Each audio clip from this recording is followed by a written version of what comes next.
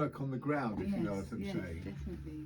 And he works through intuition and the synchronic order. Yes, I've been following Stan's work for a long time now. But now when I show you this, because I made this video, so basically it kind of all started with like the final kind of chapter, literally.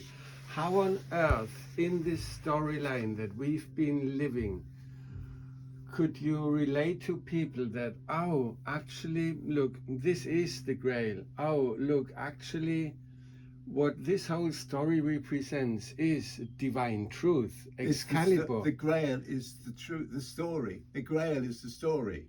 It's like that holds the truth of the unfolding of the truth.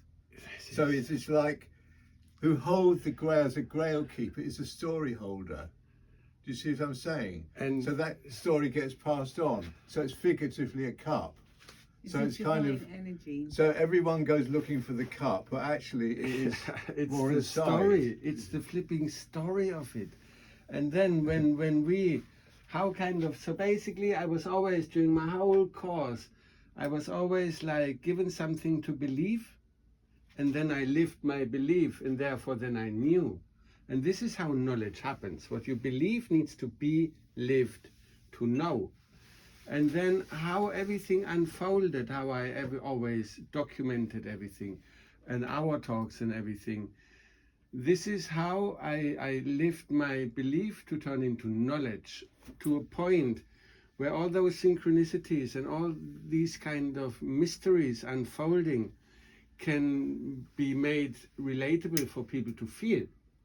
That's the whole part of like, this is just another story of people like dedicating their lives to the divine, and that is what the Bible is all about.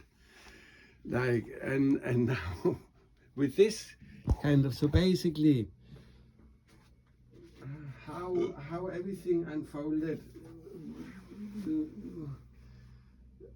2 years ago I went into Merlin's cave on the 11/11/2022 as part of the pilgrimage. That was just after the talk that I had given on the 5th of November in the Crown with your book, Glastonbury Grail, Light of the World, and John Crow, his book, Grail. Remember that one? And I kind of had like, yakety yak. Here's how that book relates to my life, and here's how that book relates to my life. This is all about me, like stepping into, like being a bodhisattva, becoming bodhisattva. And a bodhisattva is nothing else but somebody that's been reincarnated to help humanity's evolution, basically, essentially. So, and in this book, that out of this whole kind of journey kind of came like a Grail Magic Night, becoming bodhisattva with the help of the Holy Mother Mary of the Seven Flames, or something like that. In this book I wrote about this ceremony in Merlin's cave on the 11/11, that the sound of the walls represents Excalibur, meaning the truthfulness of my mission to create a peacemaker for our Mother Earth. And then 2 years later, many activations, apparitions, intercessions by the Holy Mother. Later, Craig gives me a call and he goes like, oh, I've got this thing Craig set. Pruitt, do you know Craig? Yes. He gives me a call and he says, I've got this thing set up, Merlin's chamber in Glastonbury. You need to come and sit in there. It's like he composed pieces of music with bass and everything for like a DNA upgrade on a cellular level in a pyramidal structure, and you sit in there and like, whoa. And first he said, focus on this picture like a cymatics that represents the frequency of which this whole thing is tuned into. And I'm like, okay, tuned in, listen to the thing, fully shaking. While I listen to it, I'm like, wow, I've got this recording from Merlin's cave. This needs to be Merlin's chamber, obviously. And then as I came out of it, I'm like, Craig. Incidentally, this is set up right on the side of the tour in a house. Ashwell Lane 21. And like, beyond. And then I come out of it and I'm like, Craig, I've got this recording. Merlin's Chamber needs the recordings from like Merlin's Cave. I have a look. I'll just fill it in for what you're coming up to explain the point that it didn't say enough about, the cymatics of the music in Merlin's Cave. The frequency of that music creates a pattern, because you can do it with water or little sand or whatever. It creates these harmonic sort of geometries. So this frequency created, that Craig had created, the perfect frequency, creates this cymatics picture, which is going to show you. So this is behind. This is the picture. So this is the picture that this frequency makes, like, and it's like a very special frequency, da da da.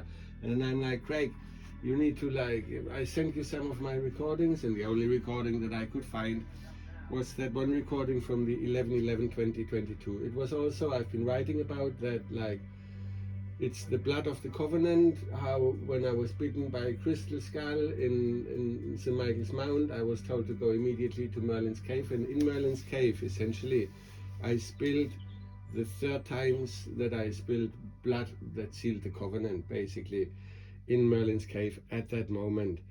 And yeah, so that's what kind of this whole thing represents. And I sent him the recording, and he mastered it and remixed it. Guess what? So that it matches to that. Then he lets me sit in there, and I'm like, look guys, this moment represents, like, in my journey, me stepping into my powers as a bodhisattva.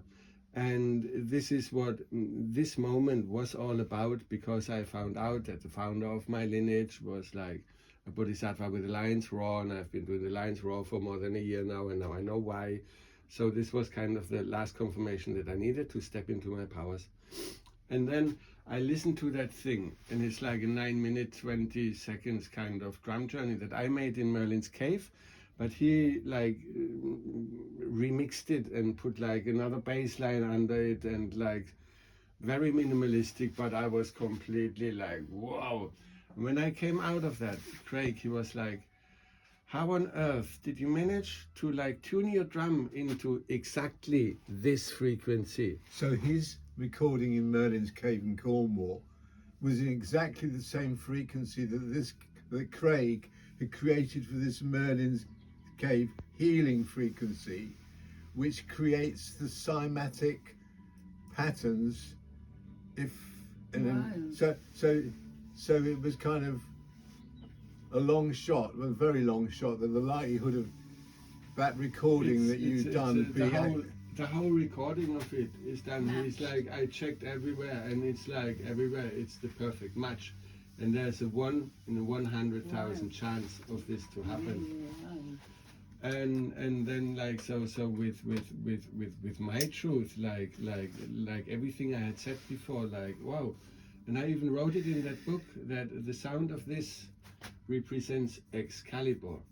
And then if that sound then matches the frequency from Merlin's Chamber and all these things, all the details in it, it's like, if then, so when I wrote that this represents the divine truthfulness of my mission, and then I get Excalibur confirmed like this, yeah, there's only it's. So this is the film.